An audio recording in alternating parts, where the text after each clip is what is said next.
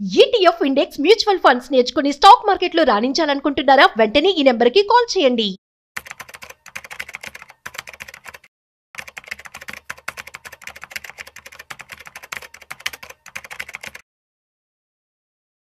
నమస్తే, welcome to Vishnu talks. నేను విష్ణు. ప్రస్తుతంతో పాటు senior stock market analyst Sundara Rao Reddy గారు ఉన్నారు. సార్తో మాట్లాడదాం. సార్ నమస్తే. సార్ నమస్తే సార్. సుందరరావు రెడ్డి గారు, ఒక్కసారి బంగారం వెండి ధరల గురించి కాస్త సావధానంగా మాట్లాడుకుందాం. రైట్. దీపావళి ముందు రోజు వరకు బంగారం గురించి వెండి ధరల గురించి మాట్లాడాలి అంటే వెన్నులో వణుకు పుట్టేది, కాళ్ళు వణికేటి. బట్ ఏమైందో దీపావళి అయిపోయిన మరుసటి రోజు నుంచి బంగారం వెండి ధరల గురించి మాట్లాడే నాదుడే లేడు. ఎందుకంటే ఆల్మోస్ట్ 24 క్యారెట్స్ 10 గ్రామ్స్ దీపావళి నాటికి 1,35,000 వరకు వెళ్ళిపోయింది. ఇవాళ 1,24,000, ఆల్మోస్ట్ ఒక 10% వరకు డ్రాప్ అయింది.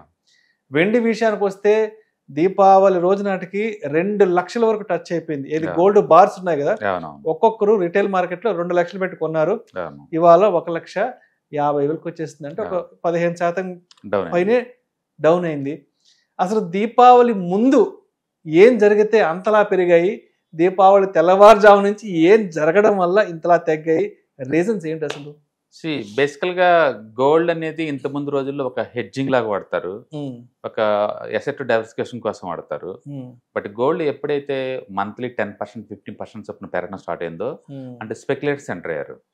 అంటే స్పెక్యులేటర్స్ ఎంటర్ అయ్యేసరికి ఏమవుతుందంటే రోజుకి 2 to 5% పెరిగింది. ఇంకా అంటే ట్రెడిషనల్ గా లో బీటా ఉండే గోల్డ్ కత్త కూడా హై బీటా అసెట్ గా మారిపోయింది.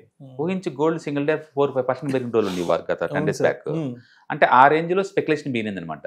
ఎప్పుడైతే స్పెక్యులేషన్ బీనిందో వాళ్ళు ప్రాఫిట్ బుకింగ్ చేసుకున్నా సరే అదే వేలో పడతా ఉంటది. బిఫోర్ దివాళీకి ముందు అంటే వరల్డ్ వైడ్ గా అన్సర్టనిటీ కండిషన్ ఎక్కువ ఉండేది. ఎగ్జాంపుల్ గిజా వారు ఆగిద్దని ఎప్పుడు అనుకున్నావా?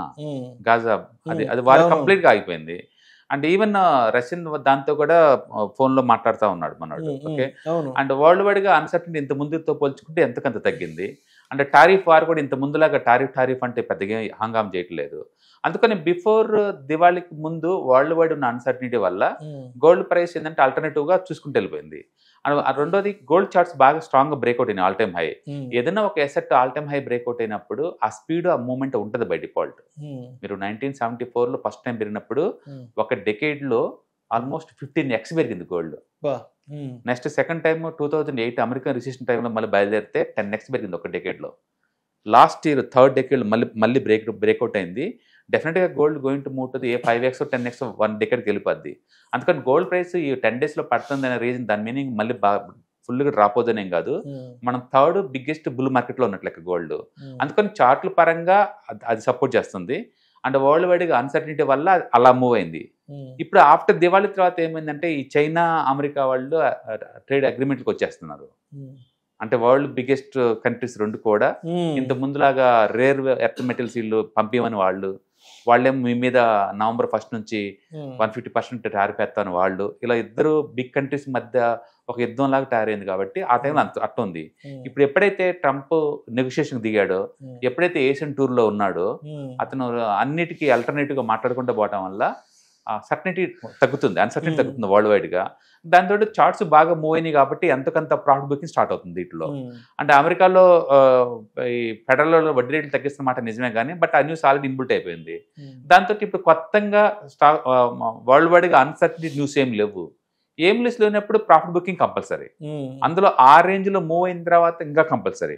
అండ్ ఊహించు October 17th నుంచి August 17th నుంచి October 17th జస్ట్ 2 months లో 37% పెరిగింది గోల్డ్. ఆ స్పీడ్ చూడండి.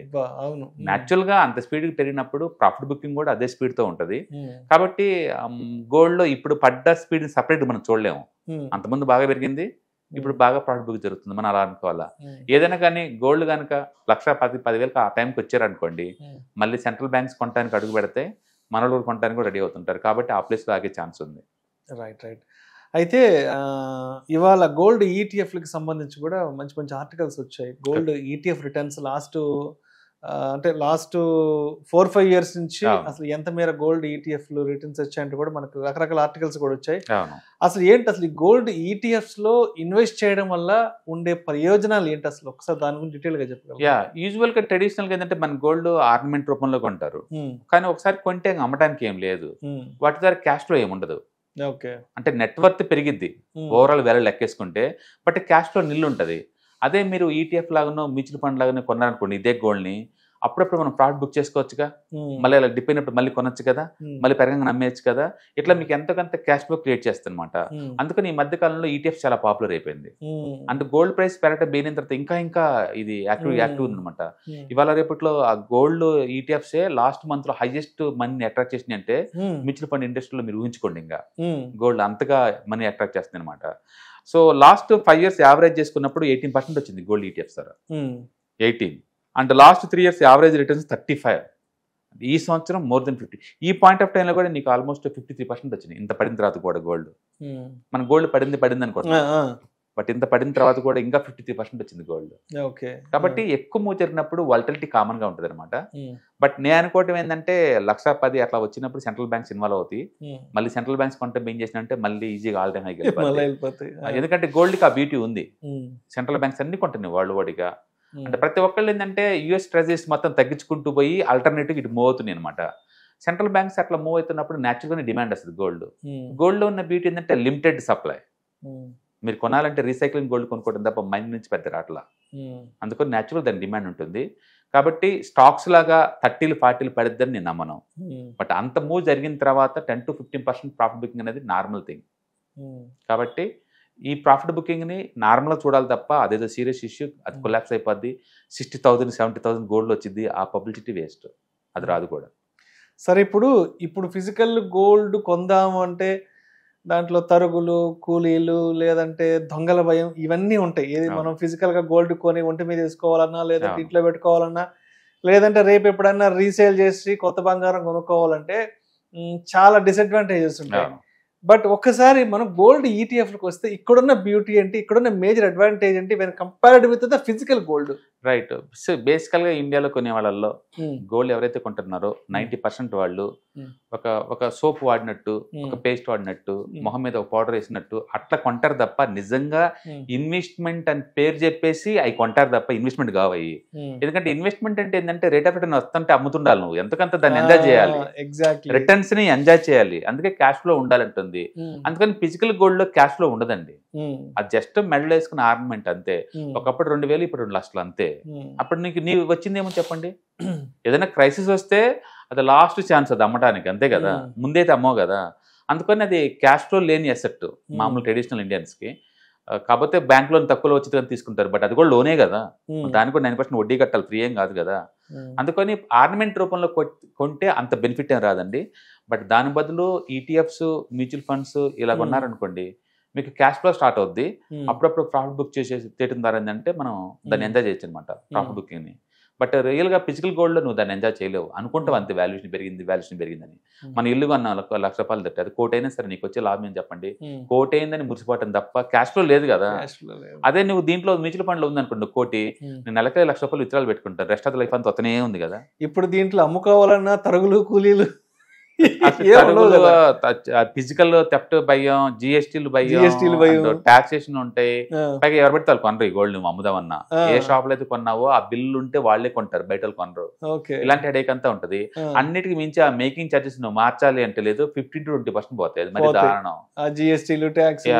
అందుకని నగలు మార్చే అలవాటు వర్స్ట్ హ్యాబిట్, అది ఫ్రీక్వెన్సీ మార్చేవాళ్ళు, పోయేది ఎక్కువ ఉండదు, వచ్చేదే ఉండదు. అందుకని మెజారిటీ ఇండియన్స్ కి లేదు.